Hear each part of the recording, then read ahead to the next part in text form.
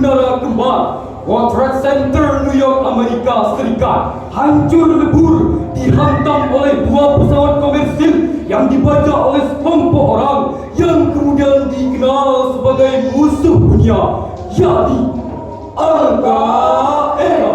Terdapat dua dampak pasca tragedi tersebut. Pertama, dunia mulai melihat keadaan Islam di negara-negara cacahan Eropah yang terus tertindas, dirampas sumber daya alamnya. Hingga saat ini hendaknya perlu dilakukan pendekatan ulang tanpa tindakan militer. Namun hasilnya mereka hingga saat ini tetap tertindas.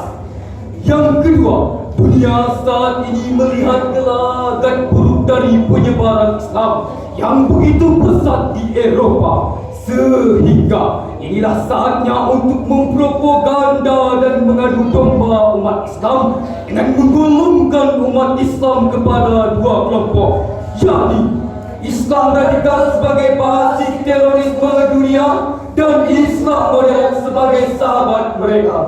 Hadirin, dua dampak ini menyebar ke seluruh daerah di tanah Indonesia. Bahkan tidak begitu lama dari kasus WTC, Bali sebagai pusat wisata Indonesia dibom oleh mereka yang mengaku sebagai para mujahid Islam. Lalu, apakah Islam telah mengajarkan tentang jihad sebagai sebuah penindasan dan teror? Ataukah sesungguhnya jihad dapat menjadi sarana untuk membangun persaudaraan? Oleh karenanya, maka izinkanlah kami untuk menyampaikan sebuah syarahan yang berjudul Jihad dalam Membangun Persaudaraan dengan firman Allah Subhanahu wa Ta'ala, surat At-Taubah ayat 41.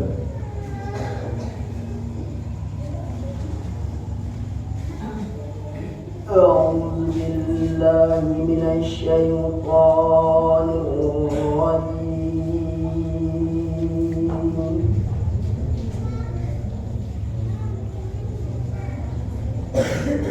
بسم الله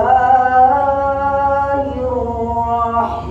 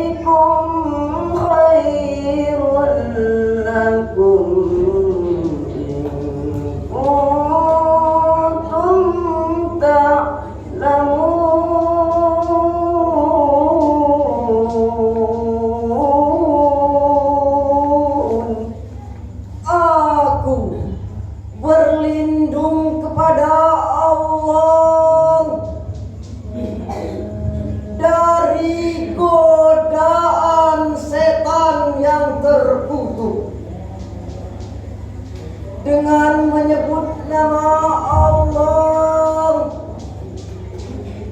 yang Maha Pengasih lagi Maha Penyayang.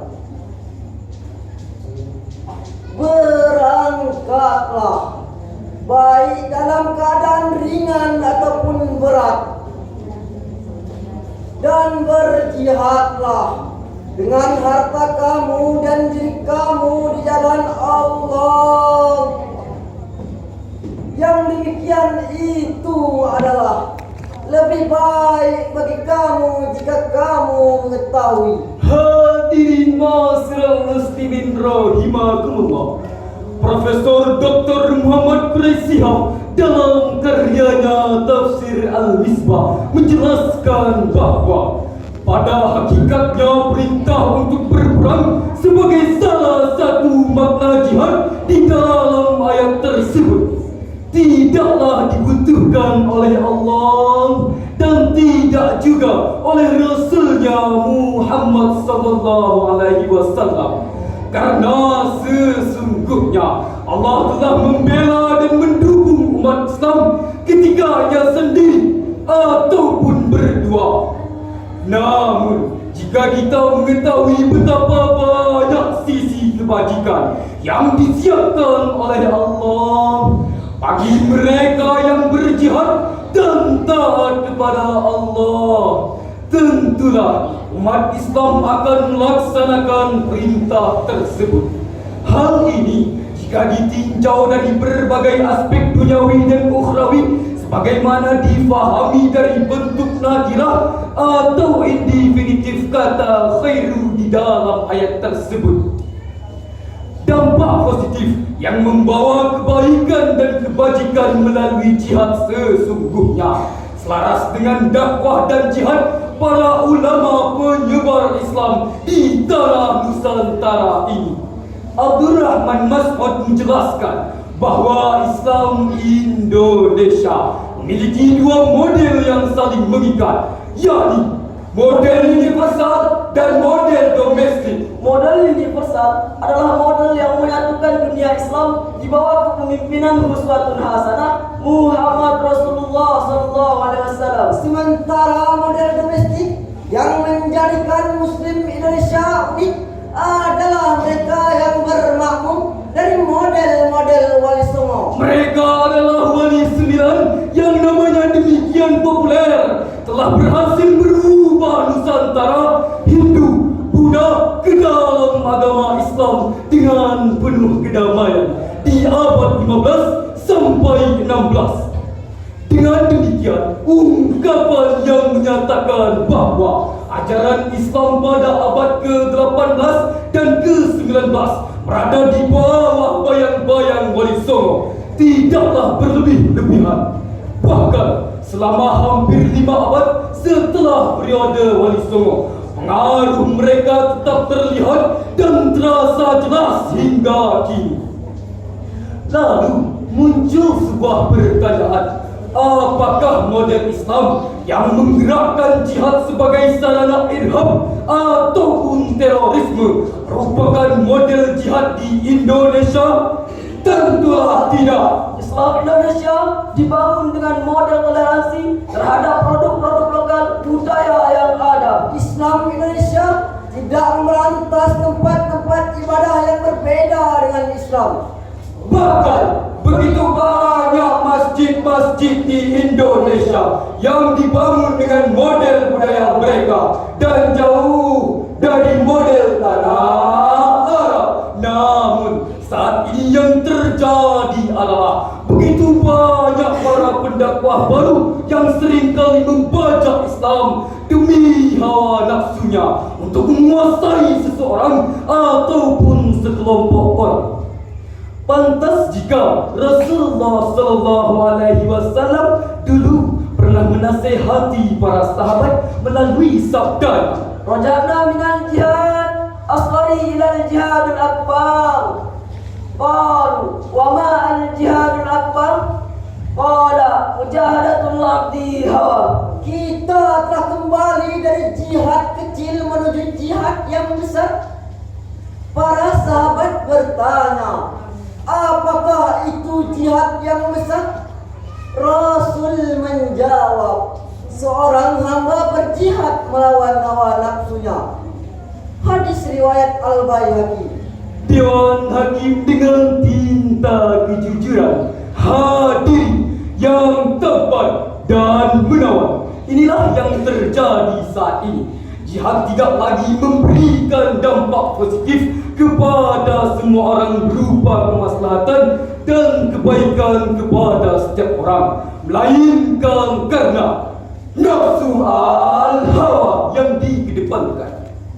Padahal Rasulullah Muhammad sallallahu alaihi wasallam diutus ke muka bumi ini adalah sebagai pembawa rahmat Allah kepada seluruh makhluk di muka bumi ini. Wa ma arsalnaka illa rahmatan lil alamin.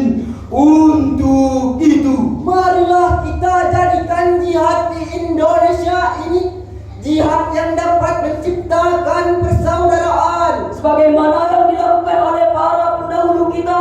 penyebar Islam di tanah Nusantara, bukan seperti yang dilakukan oleh para pembajak Islam yang membesarkan nama Islam melalui tindakan teror terhadap orang-orang yang berbeda dengan mereka. Lalu, bagaimanakah cara kita untuk membangun persaudaraan antar sesama umat Islam dalam memaknai perbedaan terhadap teks-teks jihad? Untuk itu, marilah kita simak bersama firman Allah Subhanahu wa taala di dalam Al-Qur'an surat Al-Hujurat ayat 10.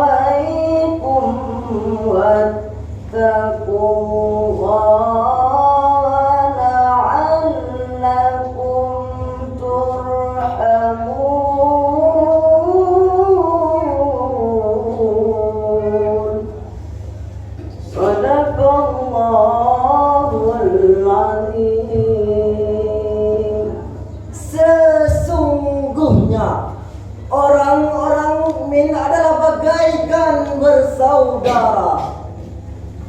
Karena itu, damaikanlah antar kedua saudara kamu dan bertakwalah kepada Allah supaya kamu mendapat rahmat. Maha benar Allah dengan segala firman-Nya. Dewan Hakim yang arif dan bijaksana, hadirin yang kami banggakan. Mengenai ayat ini, Muhammad Quraisy menjelaskan bahwa penggunaan kata innama dalam konteks penjelasan tentang persaudaraan antar sesama mukmin ini mengisyaratkan bahwa sebenarnya semua pihak telah mengetahui secara pasti bahwa kaum beriman bersaudara, sehingga semestinya tidak terjadi dari pihak manapun hal-hal yang mengganggu persaudaraan itu. Adapun kata ikhwah mengisyaratkan bahwa persaudaraan yang terjalin antar sesama muslim adalah persaudaraan yang dasarnya berganda. Sekali atas dasar persamaan iman, dan kali kedua adalah persaudaraan seketurunan. Walaupun yang kedua ini bukan dalam pengertian hakiki.